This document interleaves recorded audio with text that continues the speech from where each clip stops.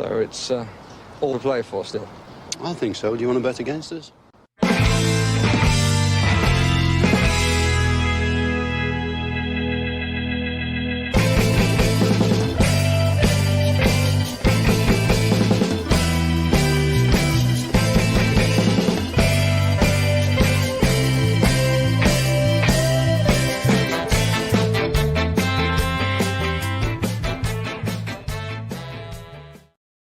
Hello, everybody, and welcome to For the Love of Paul McGrath podcast. Utmost apologies to my distinguished guest number one, and also to everybody who's been waiting for this, because I know that Aston Villa fans are on tenterhooks in the hope, I think, or maybe, I don't know, is it expectation or hope that Mateu ALemanys will rock up at Villa Park at some stage, I think, in the next few months. But obviously, I've done a piece on him previously, but realistically, the piece I did was internet based. You know, Google is Dr. Google can be a great friend at times, but I wanted to get the real kind of lowdown on what Mr. Alemany did within Barcelona to obviously help them during their tough times. And who better to talk to than Samuel Marsden from the Siempre Positivo podcast? Was my pronunciation okay on that one, Samuel?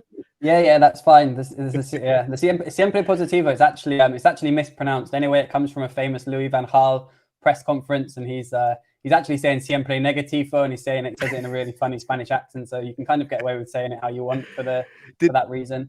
Did he kind of do the what was your man's name? Steve, the Wally with the Brody, I can't remember his surname when he tried Steve to McLaren, do Steve McLaren when he tried to do the Dutch accent when he was talking to the reporter. Was it something like that?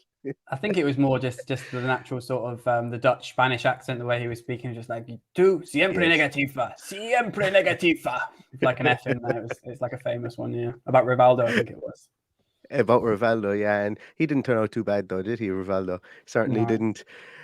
But as I said, I wanted to chat with you with regards to this, because obviously, you know, I'm not going to denigrate my own club. Obviously, I love the club. Look, just look behind me to see how much effort and investment I think that I put into the club. But you know, early in our kind of transition under the likes of Unai Emery and our great owners, we didn't really expect to kind of be linked with somebody like the Alemany. Now, we were linked with Antonio Cardon from Betis previously, and it looked for all the world he was going to come in. But then the news breaks on Wednesday night, that Mateu ALemanys was going to come into it looks like he's going to come to Aston Villa. Obviously, the ink isn't dry in the contract yet, and we always have to be wary about that.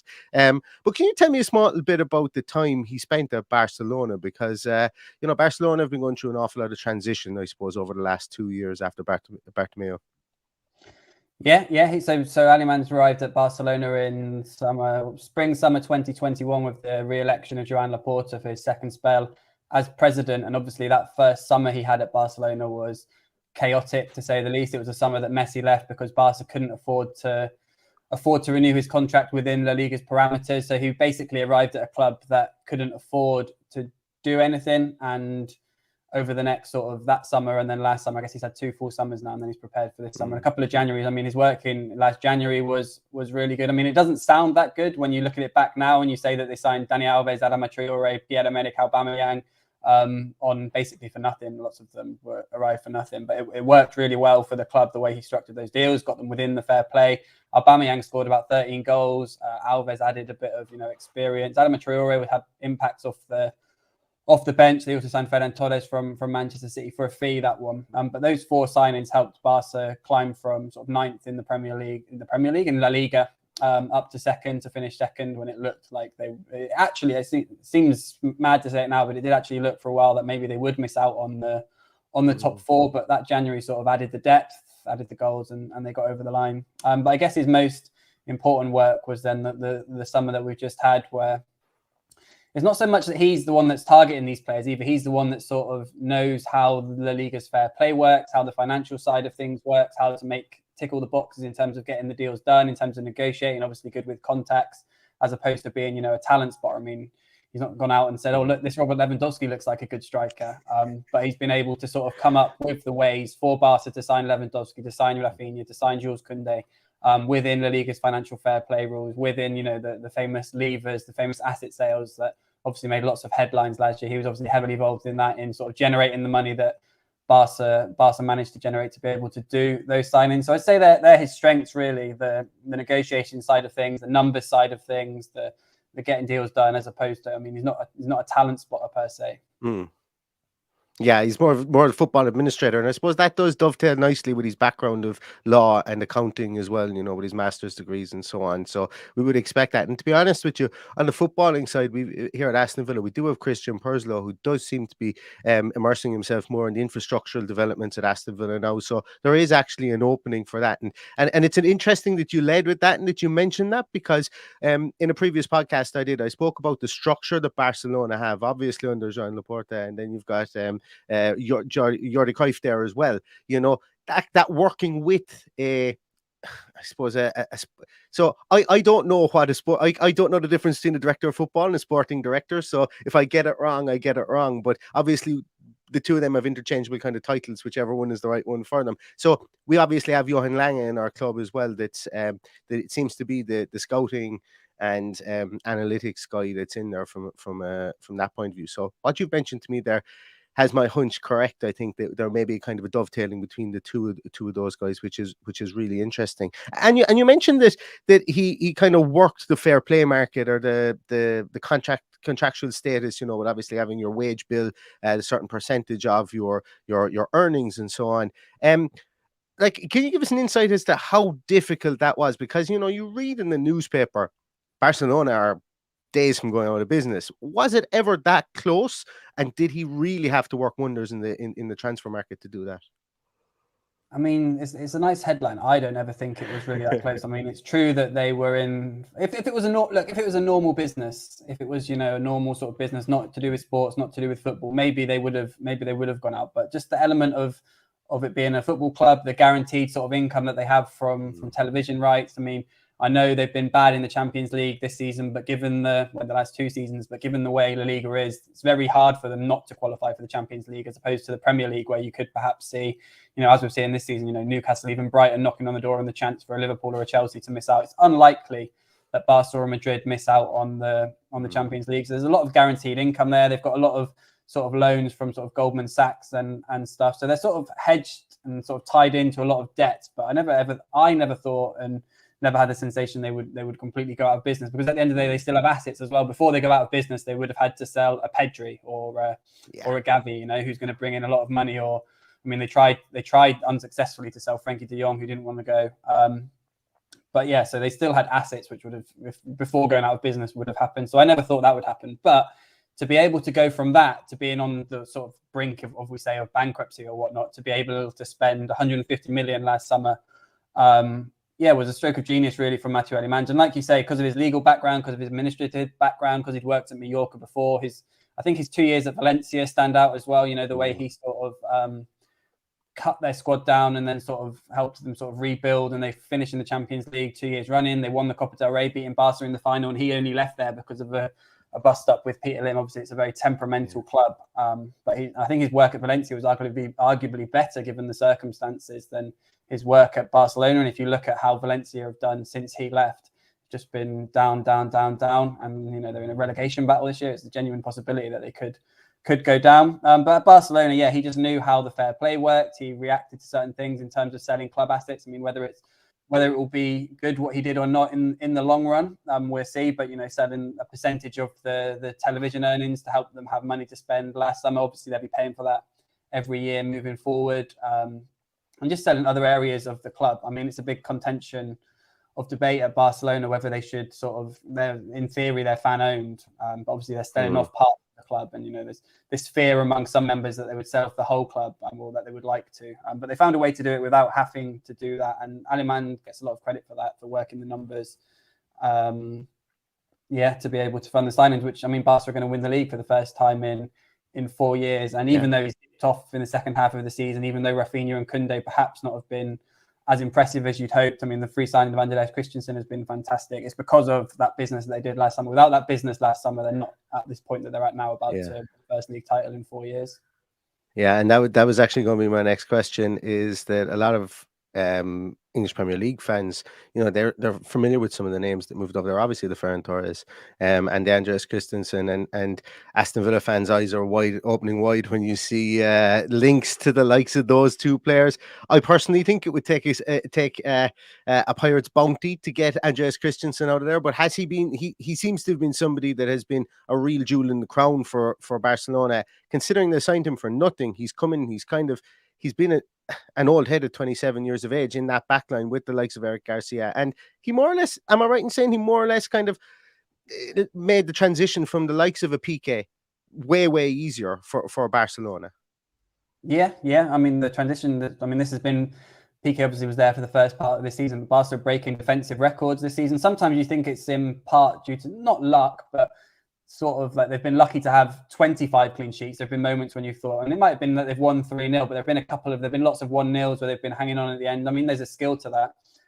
But it feels slightly like the statistics, the fact that they've kept 25 clean sheets and they've conceded just 11 goals in, is it 32 games now in La Liga. They're on sort of track to break records there.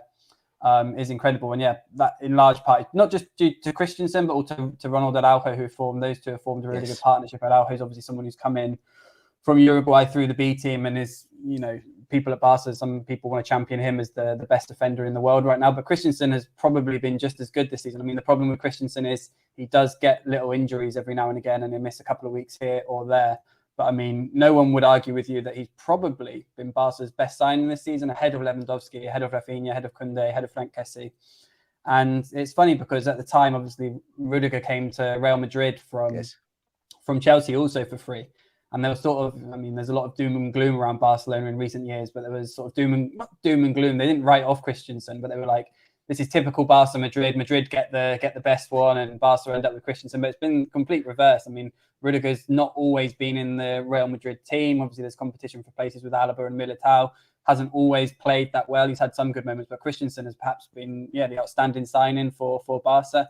And the problem is they're still, even with ALemanys works and the better financial situation they're in, there's still a matter of fact that they need to raise money. Christensen's not someone they want to sell at all. Not someone Xavi wants to sell at all. Xavi absolutely loves him. Xavi's been big in recent weeks saying, this was my signing. This was a player I wanted, and sort of wanting the credit for that. But the fact of the matter is, if someone offers, 80 million, I think it would have to be a big fee for Christensen. I mean, I think you're talking over sort of 70 million when you look at the defensive market in recent years and you look at what Premier League clubs have paid for defenders. But given Barca, given their financial needs, if people started testing the water at 40 or 50 million, you can never say never at Barcelona. But I mean, the thing with Christensen is because he arrived for free. Anything that he goes for is complete profit. Yeah. And that kind of brings me on to my next question. I have two more questions for you, and then I'll let you back to the rest of your day. But who do you think that Barcelona could look to maybe move on from? Because you mentioned Ferran Torres, you mentioned Koundé, you mentioned Rafinha there. They were the big money signings. Well, Ferran Torres and Rafinha were. Do you think Barcelona are ready to move on from those guys yet? And obviously, there's a bit of a selfish kind of view in this because I personally think the Ferran Torres is exactly what Aston Villa need. But obviously, coming from Barcelona to Aston Villa, from Barcelona to the Bullring mightn't exactly tantalise him. But do you think that there are players there that Barcelona would be ready to move on from, to try and lessen the load within their squad? Yeah, I mean, he wouldn't be the first. A few have gone from Barcelona to the Bullring in recent years. Louis Barry started the trend. Felipe Coutinho, now ALemanys. Yeah, I was going to say that there was the first thing when this guy was mentioned, when ALemanys was mentioned, was that oh my God, he's the guy that sold us Coutinho. I don't know whether I want him in the club. Yeah, and he got a lot of. That's the other thing. He's got a lot of credit here in Barcelona for some of the work he's done in terms of moving on players.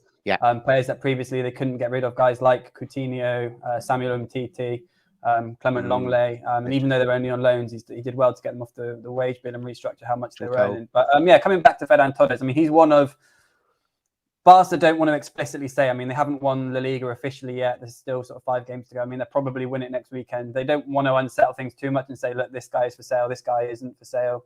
But there is obviously a list of priorities. In normal circumstances, they wouldn't want to sell, a lot of players, But in the current situation, they have to entertain offers. And Ferran Torres is certainly one of them. Ansu Fati is one of them. Probably those two both ahead of Rafinha. But Rafinha is also one of them just simply because A, he has a big market in the Premier League, and B, he plays in the same position as Ousmane Dembele. C, that's a position where Messi also plays if there was any possibility of sort of doing a Messi deal. So if, you know, there was a big money offer for Rafinha, which would help bring Messi back, you'd have Messi and Dembele on the right. There would be less need for Rafinha, who's had a fairly solid season. That's, like I say, it's just completely circumstances which would lead to Barca considering offers for him. And because they paid so much for him last summer, it would have to be a big offer. Ferran Torres' situation is quite slightly different. He's enjoyed less minutes than Rafinha. He's further down the pecking order. He's certainly one that Barca would listen to offers for. The main problem with Ferran Torres is not if he would go to Villa, but if he would leave Barcelona. Obviously, he only came in. He's only been at the club 18 months. He's still young. He still feels he can succeed at the club. He doesn't particularly want to leave. And we've seen what players can do when they dig their heels in, like Frankie de Jong last summer, who's been incredible this season and kept his place when people said he wouldn't play. So, yeah, Ferran Torres might look at that and think, I can stay, I can get minutes, I can get a chance. But yeah, Barca certainly entertain offers for Ferran Torres. And when we look at offers for Barca's players, pretty much the only clubs that can afford what they're going to want when you consider what they paid for some of them are the Premier League clubs. Yeah, and Villa fans, a lot of Villa fans are getting repetitive stress disorder by crossing their fingers that Unai Emery can be that draw if we don't get into Europe for maybe a Spanish player, because he's worked absolute wonders at this club since he's come in. It's amazing what a small bit of management can do, and he's certainly done that as well. You preempted my very last question. Obviously, we can't we can't end this. I can't not talk to you about who I believe is the best player of all time, in Leo Messi. Chances of him coming back to Barcelona? Yeah, I mean, steps are happening towards it happening. Obviously, this week with what's gone in Paris. I mean, I know he's breached sort of club internal rules by not going to training and stuff. But from my point of view, there's no way that happens if he's renewing. I mean, obviously, it's come out since that he won't renew, but that has happened because he's not renewing and because the club knew the relationship was coming to an end. I don't think they completely break down the relationship and leave him at the mercy of the fans if they think there's a chance that he stays or he renews. It's clear he would love to come back to Barcelona. He obviously misses the city. He comes back whenever he gets a chance. His wife and kids love being here. Still has his house in Castelldefels. Would love to come back for a final swan song. It just all comes down to whether Barca can come up with an offer. I mean, he's obviously prepared to take some sort of a pay cut, but whether they can get that through with La Liga. Obviously, they thought they could 2 years ago, and then they couldn't, and it all broke down in August when Messi was coming back from Ibiza thinking he could renew his contract and was told he couldn't. So yeah, we'll see what happens. Barca have had to all Spanish clubs have to send a viability plan to La Liga, which was submitted last week. I think the deadline was April the 31st, April the 30th, only 30 days in April, isn't it? And the club were looking at the league is studying that now, and Barca are waiting for an answer to see if the league will give them the green light in terms of the cutbacks they're suggesting. I mean, they've already cut the club's television channel, which they say was costing them 12 million a year. So yeah, if they can then make cutbacks elsewhere, they've got basketball teams, handball teams that all run at a loss, so they're making cutbacks there as well. So they're doing all they can to make the money to fund or to further strengthen the squad this summer, which they would hope include the return of Messi, which they factor in would also in some ways increase earnings in certain ambits of the club. I feel like it's at like 50-50 at the moment, and a few months ago it was at like 1% chance, it felt like. Yeah, it's and being a football traditionalist myself, Messi just belongs back in Barcelona. He just did. He's never looked right in that different blue and red of Paris Saint-Germain, but he deserves to be back in Catalonia as well and to finish his career there. For me, I think it would be great because, as I say, I definitely think he's the best of all time, and he's it's not even a question in my household that he's the most skillful player of all time for sure. Samuel, thank you so much, and once again I apologize for the lateness, for my tardiness today. Everybody, Samuel does some great work on if you're interested in any more insight on Barcelona or even via ESPN. But Samuel does work with ESPN as well. Find them on Twitter as well, and also their podcast. There's free episodes of their podcast out on each Monday, if I'm not mistaken. I think it was Monday I listened to it, and then there's also. Yeah, there's also on Patreon as well. I think I listened to the last one. You guys had it up on Patreon, and it was there for everybody to listen to. And you guys do talk about Alemany in there as well. Yeah, yeah. What happened was we were late. We were late as well this week with the Monday podcast because we had a few personal clashes on the Monday. So we were late with that. We published it on the Tuesday and promised that we'd make, because there was a double game week with Osasuna on the Tuesday, we said we'd make the Wednesday one free. And then it all kicked off with ALemanys. So we got the ALemanys one out for free as well. Yeah. And thank you as well for not but jumping in and with my horrible pronunciation at the start of the podcast. If any of the eagle-eared listeners out there were able to figure out that I just completely 180 changed the pronunciation of the man's name mid-podcast after I heard you pronounce Alemany's name, because I was putting the Y on the end of it, and I should have known because Luis Miguel Echegaray told me to stop pronouncing the Y, but I completely forgot. So it kind of means the German. Is it? Okay. Catalan, well, then that makes more sense. That makes more sense. So the pronunciation, it definitely does. Well, I really, really thank you, Samuel, for your time today. I really, really appreciate it. And to everybody that's been listening, as I say, I hope you've enjoyed this podcast. Hope it's given you more insight. I know it has given you more insight into Alemany, around Barcelona and some of the transfers that he brought in there as well. So thank you once again, Samuel, and to everybody that's listening. I hope you stay safe and you stay healthy. And all that's left to say is up the Villa. Villa.